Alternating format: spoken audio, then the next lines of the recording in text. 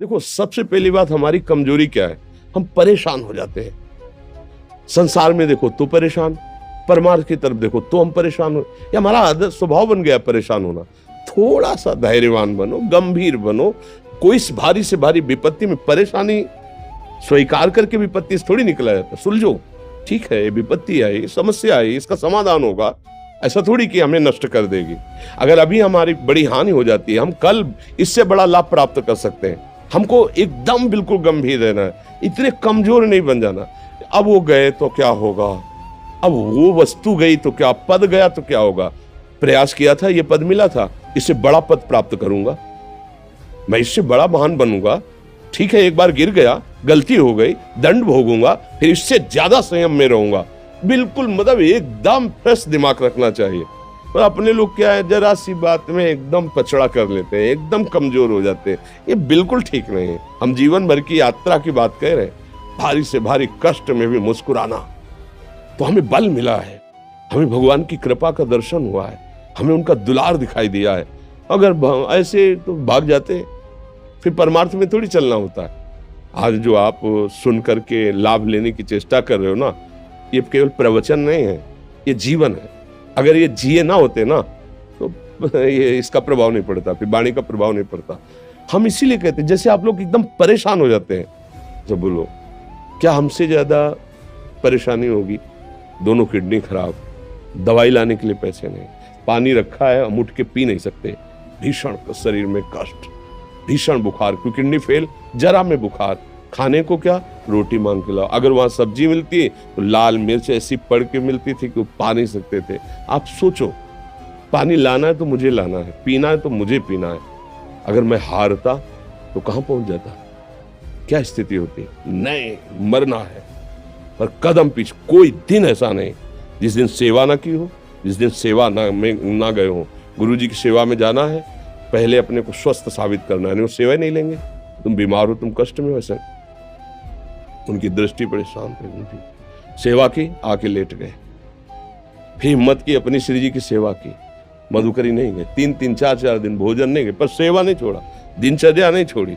और उसका प्रधान कारण संयम, ब्रह्मचर्य, भगवत आश्रय, नाम जप, कभी हारने नहीं दिया।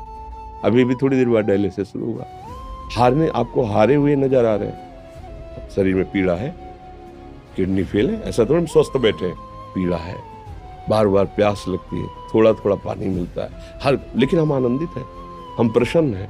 हम लड़ाई में हारे नहीं हैं, ना हारेंगे, हम जीत चुके हैं। हम अपने मालिक के भरोसे में अपना सब बात, तो वो ये हम अपनी बड़ाई नहीं बता रहे, हम आपको बता रहे समस्या। सोचो, तुम्हारे पास तो माँ है, भाई है, बहन है, परिवार है, कोई ना कोई तो है ना। मेरा किसी ने कभी जीवन में ध्यान भी नहीं दिया। क्यों? बचपन से बाबा जी बन गए, किसी से प्यार नहीं, किसी से संबंध नहीं, कोई जानकारी नहीं, हम कहाँ हैं, वो कहाँ है, किसी से कोई मतलब नहीं। अच्छा, जवान साधु कौन श्रद्धा करे? कभी गांव जाने की हिम्मत नहीं पड़ती कि रोटी मांग ले, पता नहीं लोग क्या सोचेंगे, क्या भावना कर ले। हम दरवाजे पे खड़े हैं, क्या कैसी भाव, जो हमारे सामने आकाश वृत्ति से आया यौवन अवस्था में, वही पाया, अन्यथा भूखे रह गए। जब हम हर समय अपने को विवेक के द्वारा सावधान रखे, तो हम कभी निराश नहीं हुए, कभी उदास नहीं हुए, कभी ऐसा नहीं लगा कि यार हम दुखी, कभी नहीं लगा। उसी का फल है कि उस सुख का संकेत मिल गया जहां दुख की निशानी भी नहीं है। वही उसी के बच्चे हो, हम सब उसी धातु से बने हुए हैं। हम इतना क्यों परेशान हो जाते हैं? हम ये देखते हैं, अपने लोग थोड़ी बात बिगड़ गई परेशान, नहीं बिगड़ी तो बिगड़ जाने की संभावना में परेशान है।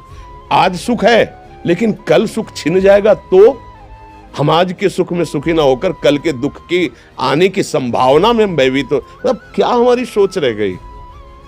हमको इतना बलवान बनना है कि सुख और दुख दोनों हमको छू न सके। भारी से भारी सुख की व्यवस्था है तो अहंकार नहीं, हर्षित होकर किसी का अपमान न करे कि हम धनी, हम पदाधिकारी, अमुक। भारी से भारी दुख आया तो हमें किसी के सहयोग की जरूरत नहीं, हम फिर अपने कदम बढ़ाएंगे, हम फिर जुड़ी हुई अपनी भावनाओं को सजाएंगे। मस्त जीवन, एकदम तुम अविनाशी के बच्चे हो। शेर का बच्चा भेड़ों के बीच में फंसकर म्यों म्यों बोल रहा है, बस अगर दहाड़ना सीख जाए तो कोई भी उसे परास्त नहीं कर सकता। ऐसे भगवद अंश, तू प्रपंच में फंसकर अपने को इतना दीन क्यों देख रहा है? तू ऐसा है कि भगवान के दिव्यास्त्र में भी ताकत नहीं तेरे को मार सके। तू अविनाशी का अविनाशी बच्चा है, विनाशी भोगों को, विनाशी शरीर को मैं मान के इतना भयभीत, इतना दुख ठीक नहीं।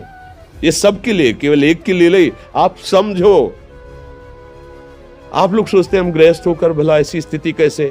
जनक जी सुखदेव जी के गुरु हैं और राजा हैं, महल है, रानियां हैं, नौकर है, चाकर। क्या सुखदेव जी जिनके शरीर में लंगोटी भी नहीं है, दिगंबर, परमहंस के गुरु है जनक जी जो राजा हैं। समझो आप ऐसा ना सोचे कि हम नौकरी कर रहे हैं, हम संसार में, हम गृहस्थ हैं, हम अध्यात्म की ऊंचाई पर नहीं चढ़ सकते। नहीं, आप एक सरकारी नौकरी या आप किसानी या व्यापार करते हुए आप एक अध्यात्म की ऊंचाई में चढ़ सकते हैं। और अध्यात्म ही है जो तुम्हें इस माया के दुख सुख से ऊपर उठा सकता है। दूसरा, चाहे जितनी संपत्ति आ जाए, आप सुखी नहीं हो सकते। सब देख लो, आंख खोल के देख लो, अध्यात्म ही है जो तुम्हें हर कष्ट सहकर मुस्कुराकर जीने का रास्ता बता देगा कि आप आनंदित हो जाओगे। कुछ नहीं बिगड़ा, अध्यात्म है तो कुछ नहीं बिगड़ा, अध्यात्म नहीं है तो कुछ नहीं बना, कुछ हाथ नहीं लगने वाला।